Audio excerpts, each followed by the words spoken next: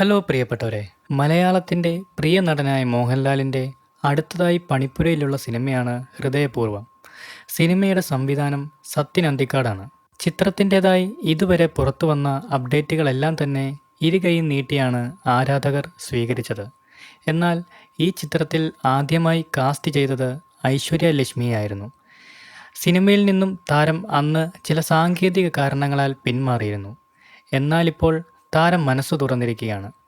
അന്ന് തനിക്ക് ഡേറ്റ് ഇല്ലായിരുന്നു. നേരത്തെ തീരുമാനിച്ച തെലുങ്ക് സിനിമകളുടെ ഷൂട്ട് ഡിസംബറിൽ ഉണ്ടായിരുന്നു. അതിനാലാണ് തനിക്ക് ഹൃദയപൂർവ്വത്തിൽ ചേരാൻ സാധിക്കാതിരുന്നത്. അതിനുശേഷം മാളവിക മോഹനിലേക്കാണ് ആ വേഷം എത്തിയത്.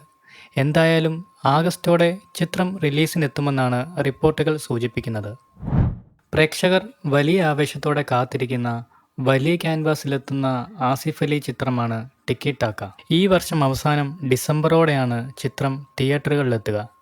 രോഹിത് VS ആണ് ചിത്രം സംവിധാനം ചെയ്യുന്നത്. ചിത്രത്തിൻ്റെ ആദ്യഘട്ടങ്ങളിലെ ഷൂട്ടിംഗ് സമയങ്ങളിൽ നടന്ന സംഘടന രംഗങ്ങളിൽ ആസിഫ് അലിക്ക് പരിക്ക് പറ്റിയിരുന്നു.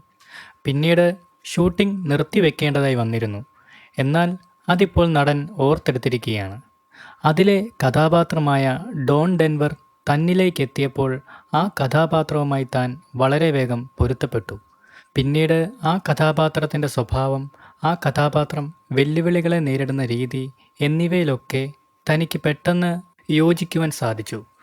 ഒരുപാട് വിയർപ്പൊഴുക്കി വലിയ കഷ്ടപ്പാടുകൾ നേരിട്ടെടുത്ത ചിത്രമാണ് ടിക്കി ടാക്ക.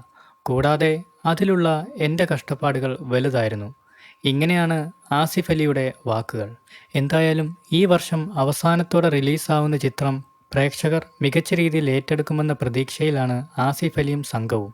ഈ സിനിമകളെക്കുറിച്ചുള്ള നിങ്ങളുടെ അഭിപ്രായങ്ങൾ കമൻസായി രേഖപ്പെടുത്തുക. കൂടുതൽ സിനിമാ കായിക വിശേഷങ്ങൾക്കായി നമ്മുടെ ചാനൽ സബ്സ്ക്രൈബ് ചെയ്യുക. താങ്ക്